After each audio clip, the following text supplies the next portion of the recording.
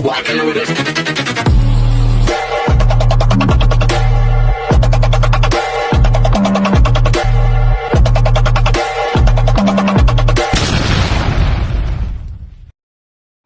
Hello beautiful people! Welcome back to my channel. This is your Mama Sam dito sa Sam Sam TV. Kamusta naman kayo mga amigo, amiga, kumare at kumpare? Sana lahat kayo ay okay at safe ngayong araw na to. At syempre kung ako naman ang tatanungin nyo, nakikita naman ninyo ang beauty ng Mama Sam ninyo, fresh overload pa rin. Diba? Ganyan talaga kapag maganda ka, charot. So, yun. So, sobrang pagod ko today.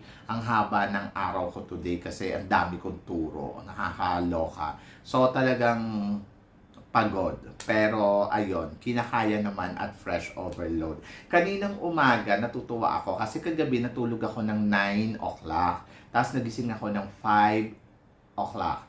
Tapos, ayun, so ang saya lang kasi nakapag-exercise ako. Yung alam mo yun yung feeling na ang gaan ng feeling mo, tapos yung utak mo talaga gumagana ng bonggang-bongga na maayos. So sabi ko nga mamaya matutulog ulit ako ng maaga. So yun, para syempre fresh overload lang ang labanan. Kasi kailangan ganon, kailangan lagi kang maganda, kailangan kang laging fresh. Ganon! So, mamaya gagawin ko uli yun. So, kailangan matulog na ako ng 9 para gising ako ng 5. So, meron akong 8 hours sleep. O, diba? So, napakaganda. Kaya lang ngayon kasi pininturahan yung labas ng, ng condo namin. Diyos ko, kamusta naman yung bahay namin? Amoy pintura. So, sumasakit yung ulo ko. Charot. Ang daming angal.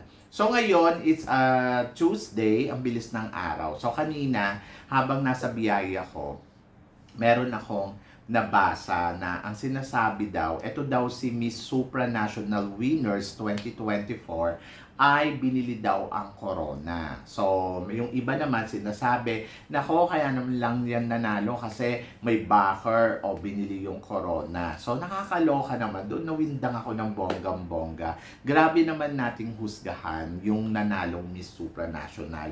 Porkit ba Indonesian siya, kaya hindi pwedeng manalo? Kaya siya hinusgahan ng ganun kasi parang hindi naniniwala sa kanya yung mga tao na deserve naman niya, kaya niyang manalo dito sa competition. So, yun.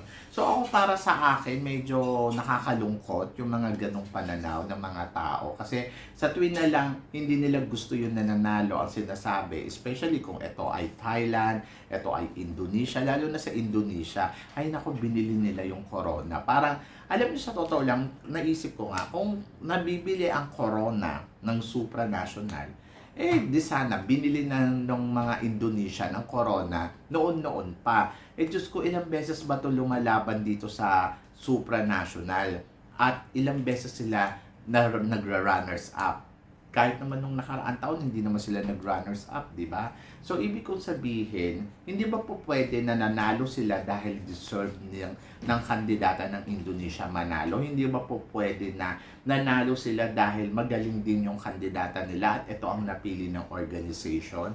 So, ang akin kasi, masyado kasing parang ang harsh naman natin doon sa mga kandidata na lumalaban katulad ni Indonesia. Kasi parang sinabi nyo na wala silang karapatan manalo at may karapatan lang manalo ay si Philippines o yung ibang bansa katulad ng Puerto Rico. Pag Latinas, ganun, hindi nyo sinasabi na luto.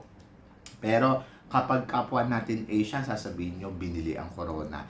Ayan, madalas yan, Vietnam, Indonesia, Thailand, ganyan yung sasabihin natin. Ako kasi para sa akin, sana lagi natin tandaan, ang journey ng isang kandidata, hindi yan pare-parehas. Maaaring yung ngayon taon na to sa Philippines, sa susunod na taon ay taga-ibang bansa naman, sa susunod na taon ay taga-ibang bansa naman. Hindi yan lagi na parang puro kay Philippines, puro kay Philippines. Saka kung magaling yung kandidata talaga at sa destiny niyang manalo, ay ayun, pwede tayong mag-back to back, di ba? Pero kapag hindi, sana naman paubaya din natin sa iba. Nung nakaraang taon, nag-first runner-up si Pauline Amelex, ang sabi ng iba, nako, niluto ng organization. Nako, hindi naman legit na yung organization kasi meron silang kinikilingan kasi nanalo sa Ecuador over Philippines. Tapos ngayon naman, ang sinasabi naman ng iba, ay nako, binili ang corona. So ako para sa akin, nakakalungkot yung mga ganitong pananaw kasi dapat be happy na lang doon sa nanalo at then hayaan natin sila. Alam nyo, sobrang hirap din naman ng Puteri Indonesia sa pagtatag ng pageant nila. Imagine mo, iniimbitahan nila ang supranational. Kung talagang ang supranational at saka yung Puteri Indonesia, nabibili nila yung corona dyan, di sana noon pa, di ba? Kasi ilang beses ba nila inimbitahan ng reyna ng supranational, binibigyan pa nila yan ng magandang treatment na parang Miss Universe. Nung panahon pa ng Miss Universe yan, kaya nga nagkakasama si supranational, si Miss Universe at saka si Miss International noon. Ngayon parang hindi po pwede kasi parang kapag parang nanalo ang Indonesia, sasabihin binili ang corona. Saka unfair naman doon sa kandidata nila kasi kahit naman ako, nakita ko naman, nag-training naman ng bonggang-bongga yung kandidata nila. Nagpakahirap, dumating din sa punto na namaga din yung mga paa niya, dumating din sa punto na nahihirapan siya sa training niya. So, para sa akin, deserve nung tao manalo ng supranational, hindi yung parang lagi tayo nakahusga ay kasi binili nila. Ako para sa akin, sobrang nakakalungkot yung part na to. Kasi hindi naman yung porkit na nagtagumpay sila at hindi ganun kakabog at hindi ganun kaganda, ay ibig sabihin ay mekos-mekos na yung pagkakapanalo nila. Sana naman doon tayo sa punto na dapat be happy tayo sa journey ng ibang candidates. Kung sino man yung nanalo, panalo, di ba? Maging masaya tayo para sa kanya. Hindi yung uhusgahan natin, nako hindi naman magaling sumagot, nako hindi naman maganda. Pero pag tayo ang nananalo, 'di ba? Wala naman silang sinasabi na pangit. Kung meron man, edi inggit lang 'yon, ganon. Kasi nakakalungkot kung iisipin mo. Kasi kung tutuusin, maganda din naman 'yung nangyari kay Miss Philippines, 'di ba? Sa pambato natin, talagang bongga. Tapos panalo din 'yung eksena. Kumbaga parang be happy tayo kasi at least 'di ba napansin tayo ng organization. And then number 2, sabi ko man, hindi man siya nanalo, nag-uwi ng corona, pero nakita naman, di ba, na maganda ang ginawa niyang eksena. At nakakatuwa kasi hindi naman natin inaasahan na ganun. Ang hindi ko lang kasi maintindihan, parang lagi na lang tayong may reklamo sa organization. Katulad niyan, si Michelle D, hindi na pasama sa top 5. Yes, alam natin si Michelle D, kung tutuusin, deserve naman niya yung top 5. Kaya lang kasi sa nakita natin performance at sa ng hurado, wala naman tayong magagawa kung hindi nila napili. So, basta para sa akin, nakakalungkot man na wala tayo sa top 5, but ang masaya, kasi inilaban ni Michelle D yung laban niya sa Miss Universe. Ayun yun. Ayun yung masaya doon.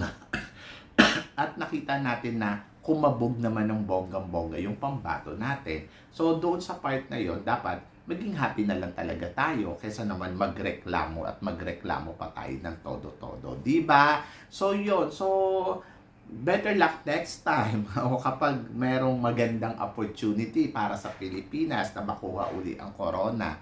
Kasi guys, napakahirap kasi ng laban talaga sa international pageant at hindi natin alam kung ano ang ibibigay ng ibang kandidata. Ang better talagang gawin, maghanda, pumili ng magandang kandidata, pumili ng hindi lang maganda, dapat pumili ng kandidata na kalibre din at nandoon din na talaga yung humbleness sa sarili na hindi masyadong bilib sa sarili na kasi parang feeling niya siya lang yung magaling. Hindi dapat ganon. Dapat pumili tayo ng kandidata na may humbleness, then magaling magsalita, plus nandoon syempre may beauty at syempre hindi kalibre. So dapat total package talaga, di ba? So yon. So kapag sinuwerte, maaaring makuha ang corona, edi let's celebrate. Pero kung hindi naman, maging happy pa rin tayo sa journey ng kandidata natin at sumuport ng bonggang-bongga.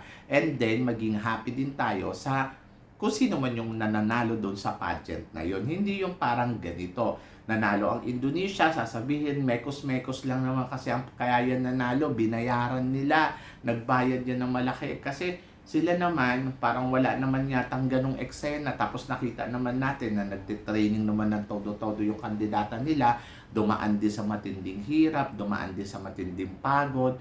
Unfair naman yung paghusga sa kanya na binayaran niya yung organization, kaya siya nanalo. So, sana maiwasan natin yung mga ganong bagay. Kasi, at the end of the story, syempre, yung kandidata, tinatry naman talaga nila yung best nila. At may swerte, syempre, si Miss Indonesia sa laban niya dito sa Miss Supranational. At yung swerte na yon ay pinagkaloob sa kanya ng Diyos dahil siguro sa kabutihan din niya na ayos yung puso niya, kaya nakuha niya yung tagumpay na yon. And then, sana maging masaya na lang tayo para sa kanila at iwasan na natin mag-comment ng hindi maganda kasi baka mamaya yung karma bumalik lang sa atin ng bonggang-bongga. Diba? So, yon. Kayo ba guys? Ano guys ang masasabi ninyo dito sa mga naglalabasang issue about Miss Indonesia? So, tingin ba ninyo na ang lumalabas na issue ay totoo o tingin ninyo ay paninira lang talaga dahil hindi matanggap ng ibang country na si Miss Indonesia ang nanalo dito sa Miss Supranational? So, i-comment below mo yan ng bonggang-bongga para at least malaman ko naman kung ano naman ang chika mo sa mga pinag-uusapan natin. So, yun guys, syempre maraming salamat sa inyong lahat sa suporta at pagmamahal na binibigay ninyo. Syempre dito sa channel ko at sa mga hindi pa po nakaka-subscribe dyan, please don't forget to click like and subscribe my channel at i-click na rin po ninyo syempre yung notification bell para lagi kayong updated syempre sa aking mga chika. Sabi ng ganon, always keep smiling and always think positive lang. Walang imposible guys, magtiwala lang tayo. So guys, hanggang dito na lang, hanggang sa muli nating chikahan. See you tomorrow. Thank you guys. Have a nice day. Thank you.